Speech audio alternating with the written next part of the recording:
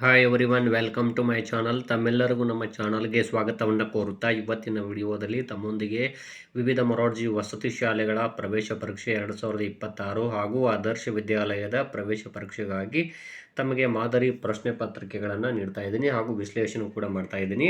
ಇನ್ನು ತಾವುಗಳು ನಮ್ಮ ಚಾನಲ್ ಮೊದಲ ಬಾರಿಗೆ ನೋಡ್ತಾ ಇದ್ದರೆ ಚಾನಲನ್ನು ಸಬ್ಸ್ಕ್ರೈಬ್ ಆಗಿ ಅಂತ ತಿಳಿಸುತ್ತಾ ಮೊದಲನೇ ಪ್ರಶ್ನೆ ನೋಡೋಣ. ಇದು ವಿಜ್ಞಾನ ವಿಷಯಕ್ಕೆ ಸಂಬಂಧಪಟ್ಟಂಥ ಪ್ರಶ್ನೆ ಪತ್ರಿಕೆ ಆಗಿರುತ್ತದೆ. ಜೀವಿಗಳ ದೇಹವು ರಚನೆಯಾಗಿರುವುದು ಆಪ್ಷನ್ಸ್ಗಳು ಮಾಂಸಖಂಡಗಳು, ಜೀವಕೋಶಗಳು, ಮೂಳೆ, ಚರ್ಮ ಅಂತಿದೆ. ಇಲ್ಲಿ ದೇಹ ರಚನೆ ಆಗಿರ್ಲಿಕ್ಕೆ ಕಾರಣ ಯಾವುದು ಅಂದರೆ ಮೊದಲು ಜೀವಕೋಶಗಳು. ಸೊ ಇಲ್ಲಿ ಸೆಲ್ಸ್ ಬಿ ಆಪ್ಷನ್ ಆಗುತ್ತದೆ.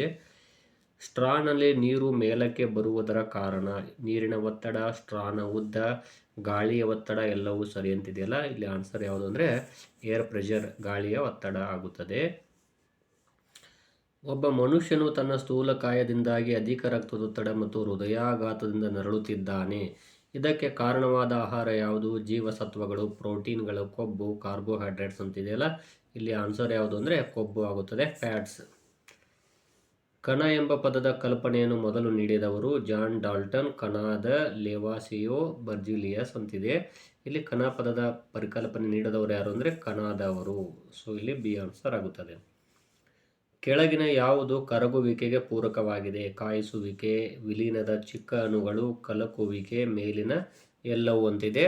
ಇಲ್ಲಿ ಆನ್ಸರ್ ಯಾವುದು ಅಂದರೆ ಮೇಲಿನ ಎಲ್ಲವೂ ಕೂಡ ಆಗುತ್ತದೆ.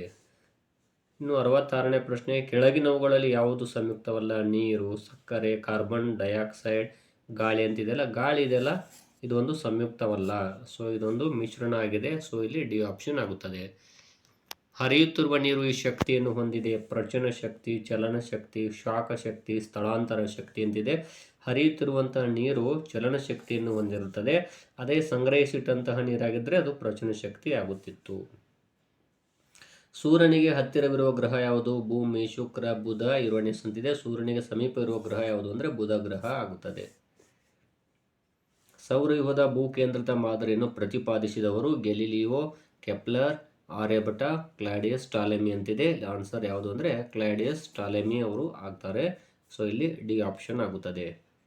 ಮಾನವನ ದೇಹದಲ್ಲಿ ಒಟ್ಟು ಎಷ್ಟು ಮೂಳೆಗಳಿವೆ? 106, 32, 206, 306 ಅಂತಿದೆ. ಇಲ್ಲಿ ಒಟ್ಟು ಮೂಳೆಗಳ ಸಂಖ್ಯೆ 206. ಪ್ಯಾರಾಫಿನ್ ಇದರ ತಯಾರಿಕೆಯಲ್ಲಿ ಬಳಸಲಾಗುವುದಿಲ್ಲ: ಬೆಣ್ಣೆ, ಮರದ ಪಾಲಿಶ್, ಮುಲಾಮು, ವ್ಯಾಸ್ಲಿನ್ ಜೆಲ್ಲಿ.